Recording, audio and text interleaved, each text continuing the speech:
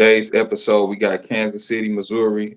Much gratitude to you, man. Appreciate you for accepting the invite. Uh, when did you fall in love with hip hop? 1995. I was 5 years old, little dude. I heard it was Dr. Dre and Snoop Dogg, nothing but a G thing. So like that's when I got like my little introduction to hip hop, what real hip hop was. So yeah, For sure, for took sure. off. Yeah. Okay. Kansas City, Missouri. What was it like for you growing up? Uh, it to a degree it was fun as hell. Whether it was doing some good stuff, doing some bad stuff, it didn't matter. Um, um, to make a long story short, man, it was fun as hell, though. Like you had like a lot of artists popping off at the time. Um, um, yeah, I don't want to go deep in detail, but yeah, dude, it was a lot of fun, man. I just put Yeah, it that way. Yeah. for sure, for sure. What was your parents like, man? Did you have both parents growing up? Yes. Yeah. Yeah. Mom, like hell, she could hustle. She could hustle damn near anything. Hell, she could shell a cup of ocean to a water if she wanted to. Dad was a hardworking man. Um, he's always have like a business mind, and I kind of take a bit of that from him as well as my mom's like real grit and hustle. But both of them stood on principles, good values of how to live, being respectful to people as well as demanding respect from other people as well. But you know, they did the best that they could. For So, sure. So how did you end uh, up, going towards the street life? Even though you had both parents in the household. um, I mean, I ain't gonna lie, I only done what was beneficial for me. Being young and dumb. I didn't do anything to get a thrill out of it. Like I said, I was more on a respect thing. So um, sometimes I care about other people's opinions. Other times I didn't. But uh, uh, uh, uh, just because of how I move accordingly, I always got called the good guy, so to speak. And I used to take a little offense to that, but as I got older, I was like, you know what? I'm gonna start taking pride in that because a lot of people that's doing bad stuff just for clout is getting caught up in the jam. You know how it is. They either go to jail or they get killed behind it. So, me personally is just kind of like, all right, if I'm gonna do something stupid in doggone streets, make sure it makes sense. Like, make it make sense. You For know. sure. So, How, yeah, how did yeah. you how did you end up, getting involved with the Crips? Shit. Grew up with all of them pretty much. I got some family that's from up north. Let's see. I got a homeboy that's out in well, I wouldn't say a homeboy, but I'm cool with him out in Minnesota JV.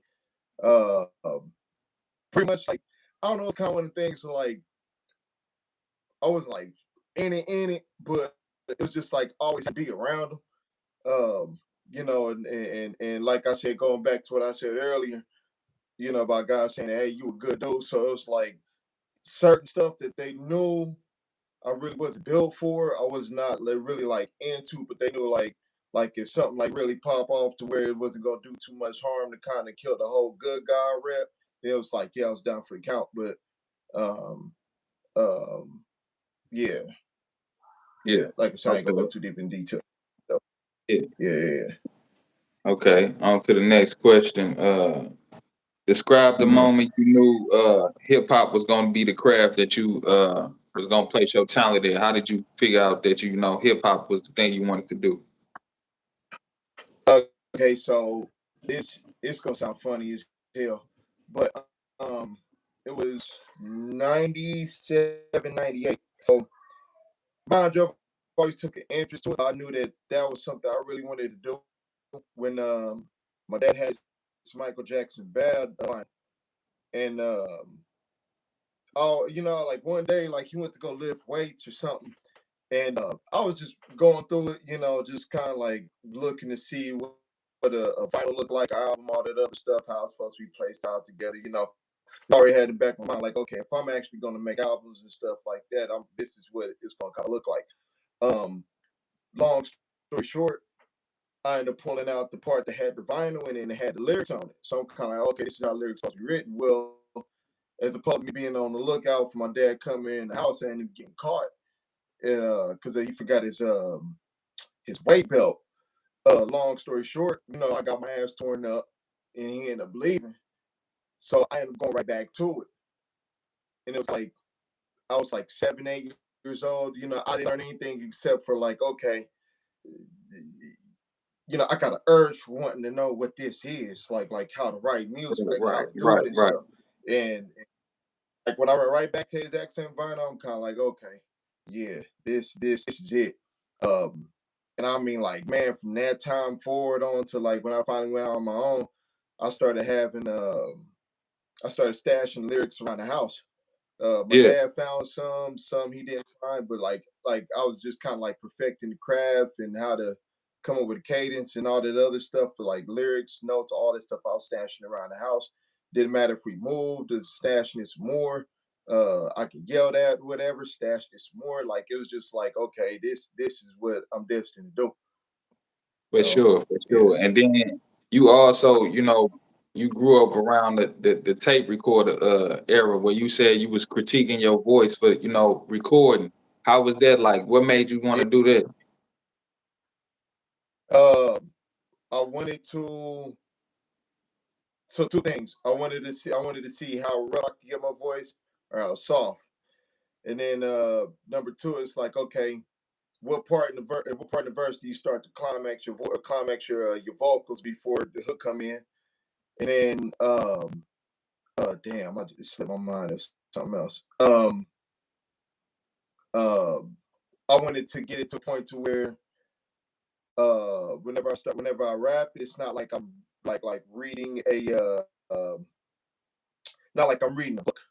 Like I'm actually rapping out my emotions, like what I feel in my heart or what's Okay. on my brain or whatever. Like I actually like uh yeah, I want to get to where like, okay, I want to make sure that people actually feel exactly what I'm feeling, and I'm still like right now. So it's like if I could make a whole song, but if I'm really not feeling it or whatever, I'm not gonna release it.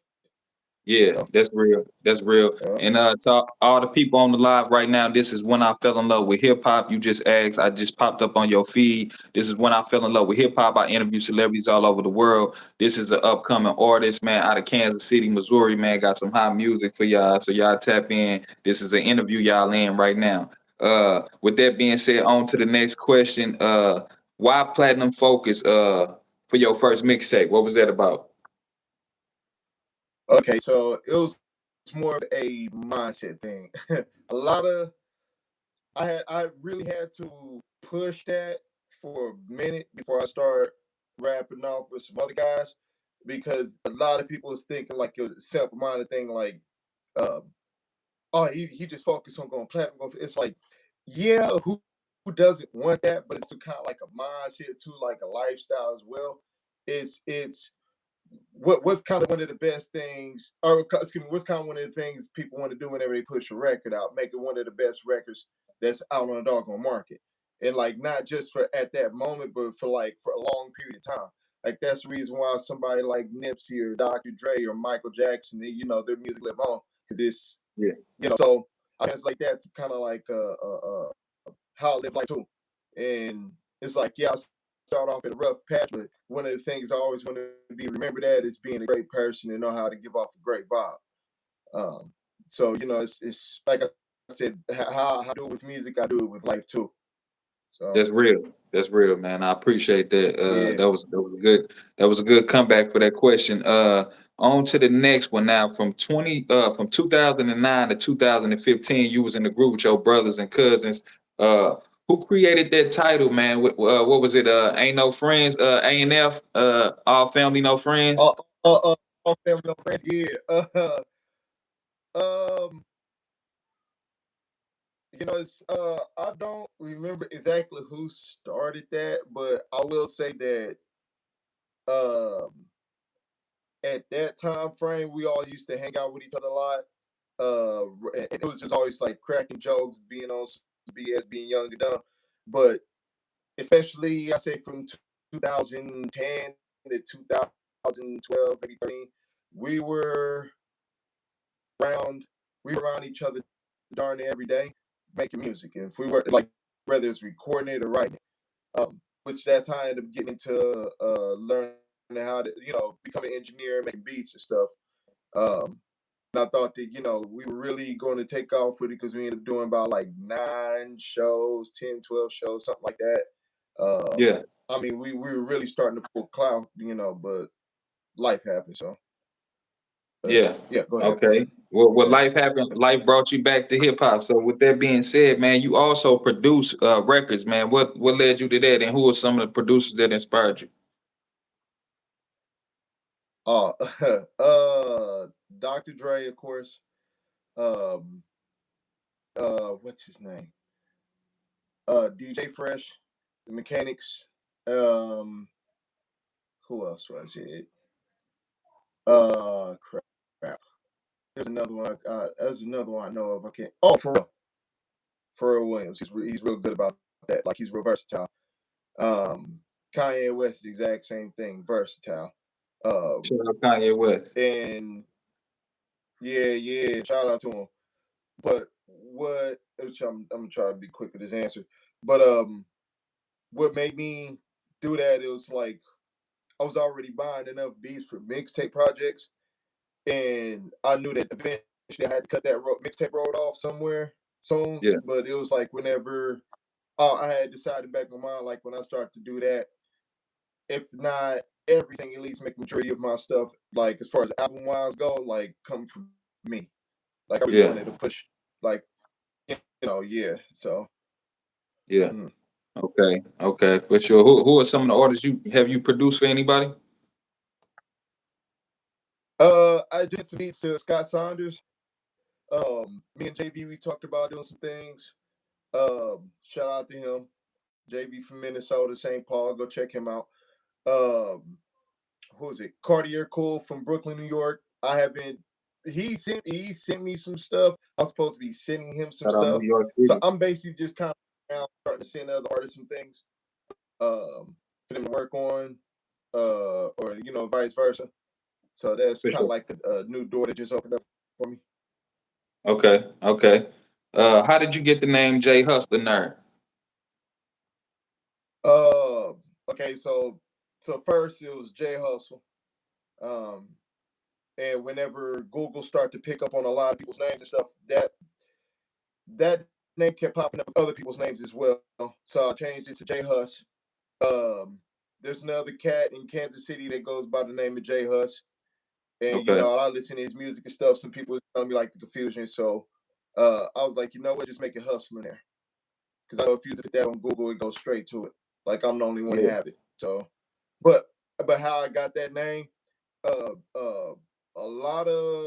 tend to get a lot of feedback of people saying that you speak some game that's worth a value to whatever it is that they may relate to. So yeah. Yeah. Now you got a crazy catalog, man. You didn't came up from the come up music album to Mm. man, so many mixtapes, so many albums. What do you feel about artists selling their catalogs, man, to the labels, as they grow in time? So here's the thing. Number one, I wouldn't recommend that shit. Let's just throw that out there. Cause then number two, you do that, your chances of your catalog being timeless, it's more of sugar to shit than it actually being timeless. So, Mm, and I got 3 kids. So if uh excuse me, if when I get to that point of everybody knowing the catalog, it gets huge and stuff like that. He said, hell no, I'm not selling it. Like I'm gonna make sure that my portion gets broken off to my kids and they get fed on that and stuff like that. Like dude, that's it's almost like giving somebody your life after you live 30 something years of it. Like it don't make sense to me. I mean, it worked out for some people. I don't want to judge anybody or offend anybody, but me personally, it's just kind of like throwing away your life's work is just kind of like throwing away your life itself. So I wouldn't, me personally, I wouldn't recommend that for anybody. Make your yeah, money, but I wouldn't recommend that. for Yeah. sure. Now you spoke on the word time, man, and timeless music. What's time, and can you elaborate on the acronym that you created with the time, and what made you want to create a label?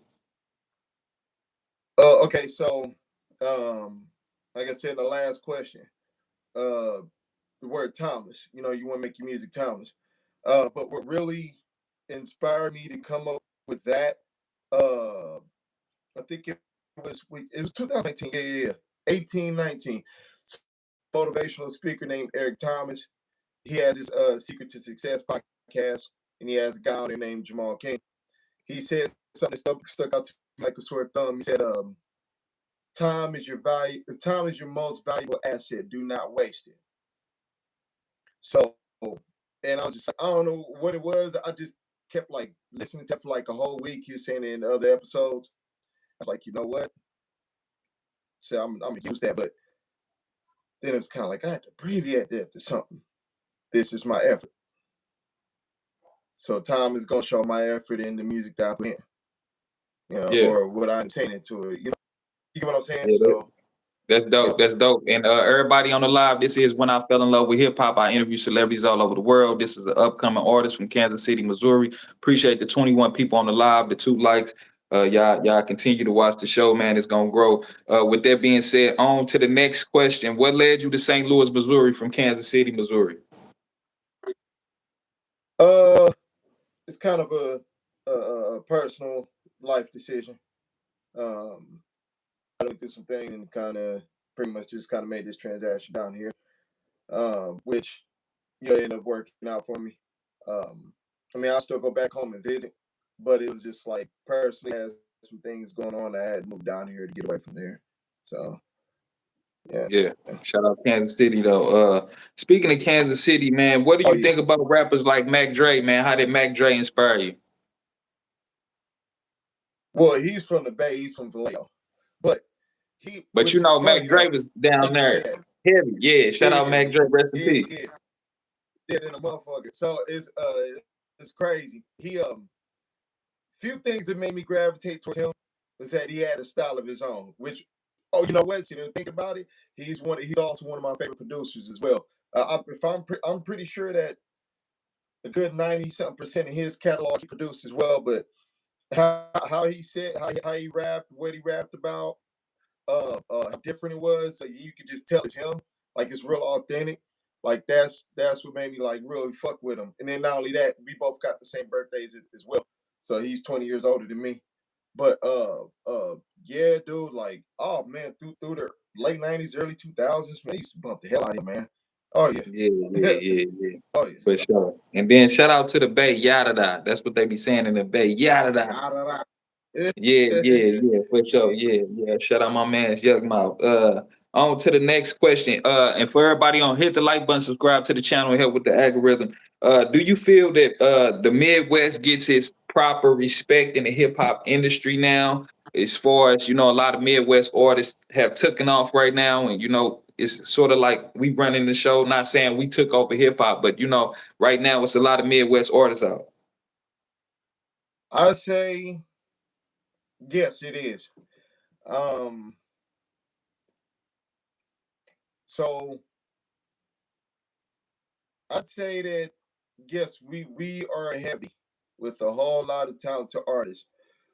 Um, what I would say to kind of have us not necessarily at the top of the food chain, um, which I personally think we are, but as far as like what they promote and stuff wise, it's like I feel like the reason why we don't get as much recognition is you can think New York and California, it's like two of the biggest marketing places in every damn thing. So they're gonna get more recognition in the Midwest.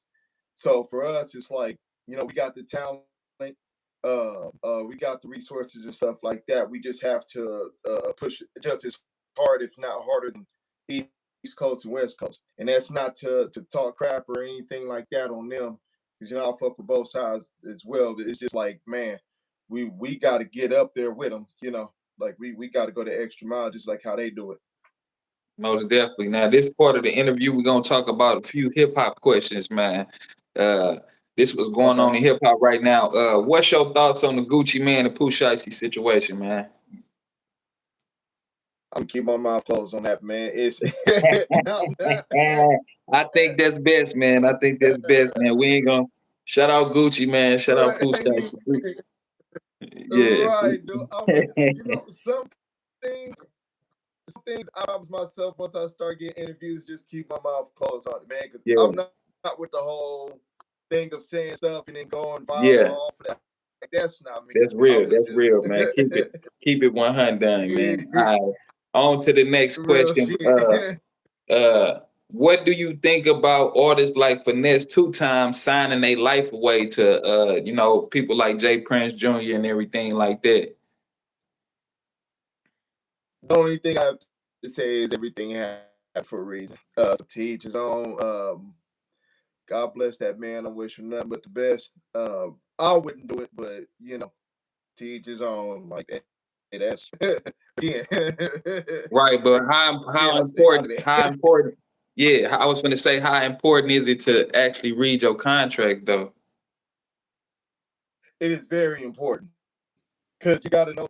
The thing is that you have principles, you have morals, you have standards, and that's one of those things that you kind of have to sign a contract with yourself before trying to merge on with somebody else. So if you're here and somebody else is down here or here, but they're not there with you, man, look, I ain't got nothing. Like screw all that. So, uh, uh, that's just because some people, you got some people that came from nothing. You know what I'm saying? And most of the time, money is always the motive in order for them to get out of it, as opposed to Yeah, just the craft making a dog way out of it. But in the moment they see that dollar sign, it's like, and they sign for it. Oh yeah, I got millions of dollars. Yeah, but you know how much ass you got to bend over to be able to keep that doggone money flowing coming in. man. You know what I'm saying? So it's like me personally, it's like I can't do it, dude. I rather go off $2,000 a freaking month as opposed to a few million. You Man, know, that's real. That's real, like that's man. just yeah, Yeah, yeah. morals and principles. Uh, this Real the shit. last hip hop question, man. We got the last hip hop question, then we got one more question before we get out of here. Uh, do you Okay. think Lil Durk will be able to come home from prison and be one of the biggest artists ever with his case and everything? Appreciate everybody hitting the like button. Subscribe to the channel, help with the algorithm. Yeah. Um, biggest artist, he's already there. From what I've seen, as far as his situation, and then feds being involved, um, I mean, he would be very blessed if he's able to get out of it. Because as everybody know how the doggone streets go, once feds is involved, it's any charge they put on you is just like Rico. It's hard to get out of it if you got feds involved. So, uh, uh, uh, uh, hopefully that man can come home, change his ways if whatever his situation is, and and he can continue to live. Because I don't like seeing any of our doggone people being locked down, whether it's for dumb shit that's unnecessary or necessary shit. You know what I mean? That's So I don't wish bad on nobody. Yep. for sure, for sure. Last question. What's your message to the youth, man? What you got for the kids and the ones growing up, man, under us, man? Um, follow the leaders, man. Don't follow the followers. You see where Follow that the ends leader. up. Yeah, Follow the people that's leading. Follow the people that's teaching something that's reaching other people. Like just you know what I'm saying? Because we yeah, had a time, man, where yeah, it's just just follow the yeah. leaders. That's all I'm saying. The long story.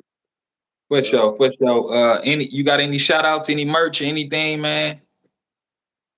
I got new single coming out.